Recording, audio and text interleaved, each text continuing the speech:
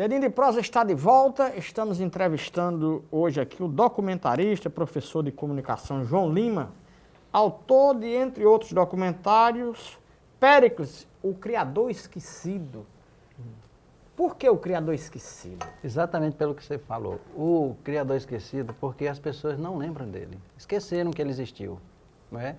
E aí, em 2005, a TV Cultura, por um projeto muito legal, capitaneado pela TV Cultura, chamado Doc TV, contemplava com R$100 mil as expressões da cultura regional que ainda não, assim, fossem realmente, do ponto de vista técnico, uma boa proposta e, principalmente, tivessem jogar luz sobre algum aspecto, né, dessas realidades regionais. Então, no caso aqui, a Paraíba tinha um prêmio, então eu ganhei esse prêmio, R$100 mil, para fazer, com o dinheiro dos R$100 mil, fazer o filme.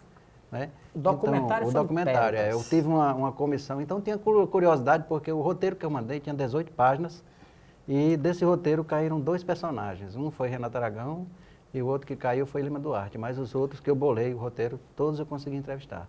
Conseguiu todos, né? Todos, exceto os 2 na época, porque depois eu entrevistei o Lima Duarte, aí consegui os direitos, mas aí já era muito tarde para... Sim, aí o Péricles, ele foi embora para o Rio? Foi para o Rio.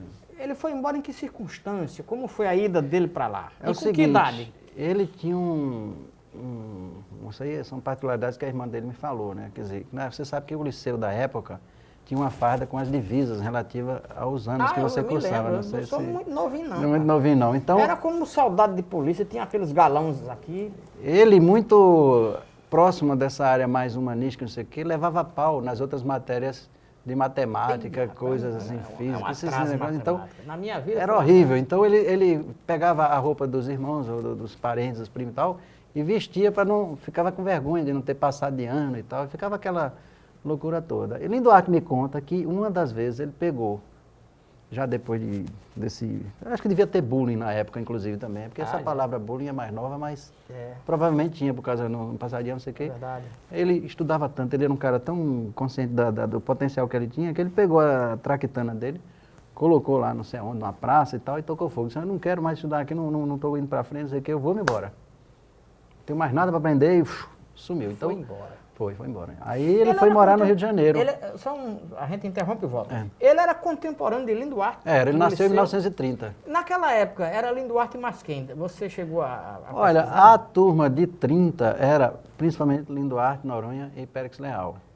As turmas sequentes, por exemplo, tinha João Ramiro Melo, que era montador de filme, e Vladimir Carvalho, né, e Itapuã Boto, né? Itapuã Botagino. Foi diretor da escola técnica. Gente muito boa. Exatamente. Iveraldo Lucena, por exemplo. Então, assim, muitos desses caras que se destacaram no de gestão pública ou na área da cultura, da comunicação, eram daquela época. Você ia falando de Péricles no Rio de Janeiro e eu lhe interrompi. Pode prosseguir. É que é o seguinte, tinha no Rio de Janeiro um concurso de contos e ele ganhou também, que é da Revista da Semana. Ele escrevia para as revistas de semanal, ele criava personagens, né? Ele escreveu, por exemplo, eu lembro que tem uma história, um conto dele sobre o bondinho do Pão de Açúcar. Né? Ele escreveu ele ficou muito conhecido com esse conto. Depois, ele começou a roteirizar a história em quadrinho, quer dizer, ele fazia aquele diálogo com os balãozinhos de um personagem chamado Falcão Negro, que era uma espécie de herói infanto-juvenil, que era um justiceiro, ou seja, não detestava a injustiça, e sempre que entrava em ação, ele resolvia, né? Ele e a Lady, né, que era a partner dele, no sentido mais emotivo e tal, era uma dupla, um par romântico que lutavam contra as injustiças em várias épocas da história da humanidade. Então tem ele na Amazonas, nas lutas lá, tem ele contra os vikings lutando, né? Tem ele contra situações inusitadas no período da guerra. Então o Falcão Negro era um personagem muito criativo. E outra, ele durou 2 anos sob a forma de revista em quadrinhos. Eu entrevistei pessoas no Rio que guardavam, inclusive, esses exemplares. Né? Eu achei uma maravilha isso. Imagina, todo mês saía uma revista em quadrinhos com o roteirista, era o Péricles Leal.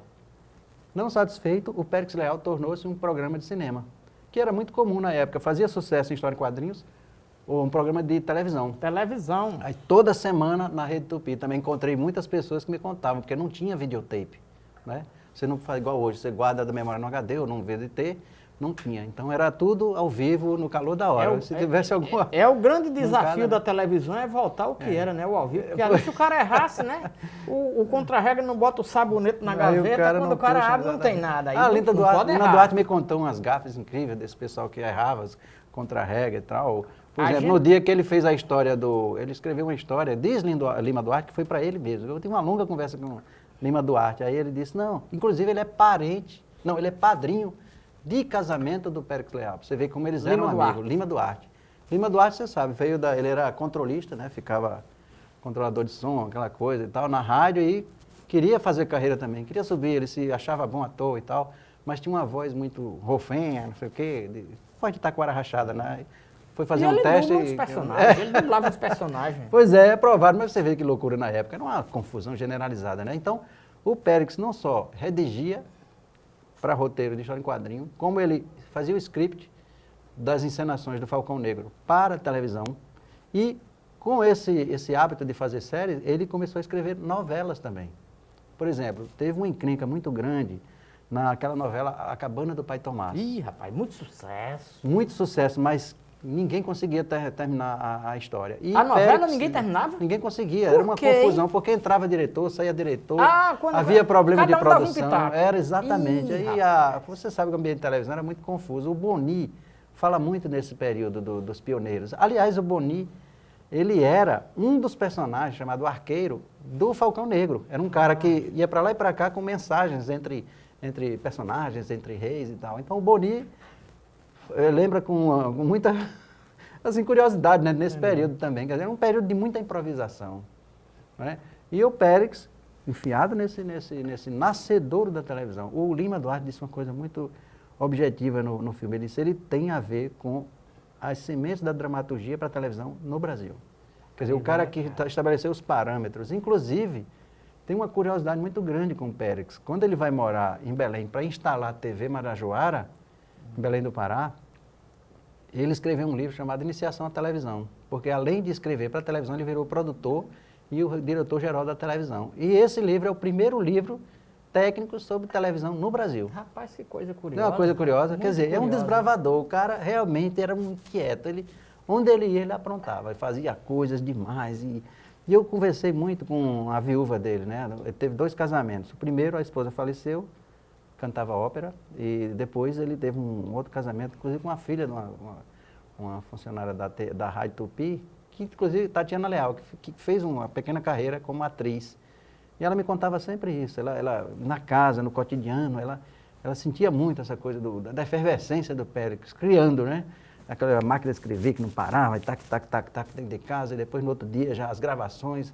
Tem uma novela da Tupi, já no final da Tupi, que eles fizeram, acho que é 1985, Tempo de Viver, né? Em que ele praticamente acumulava a função de produtor, com a função de redator dos capítulos, ou seja, o autor da novela, e, além disso, ficava cuidando dos arranjos de encenação também. Era uma loucura. Ela disse que ele ficava, assim, praticamente muita responsabilidade nas costas, né? E a atuação dele foi mais na televisão, teve teatro também, rádio? Teatro teve também, mas é o seguinte, inclusive eu até abordo isso no documentário que eu fiz. Você sabe que, no fundo, eu acho que ele queria ser um escritor reconhecido. Publicou 3 romances, fez uma trilogia com personagens, inclusive, ligados ao cangaço, esse nosso imaginário e tal. Tá. Ele foi morar em Portugal e a viúva me disse, ele tinha na cabeça que ele queria publicar em francês e entrar no mercado editorial francês. Imagina, aquela coisa super fechada, né? E ele aquela já coisa querendo elitista. Ele disse, eu quero ser um escritor com uma expansão internacional e ser conhecido no mundo todo. Infelizmente não deu certo essa parte, não deu certo. Mas tentar, ele tentou. Tentou, foi morar em Portugal, foi morar e publicou em francês, com o dinheiro dele. A pergunta, me permite, é o seguinte, por onde anda essa trilogia? Ela foi publicada, ela existe, mas você só vai responder daqui a pouco, que eu vou fazer um breve intervalo e a gente volta já.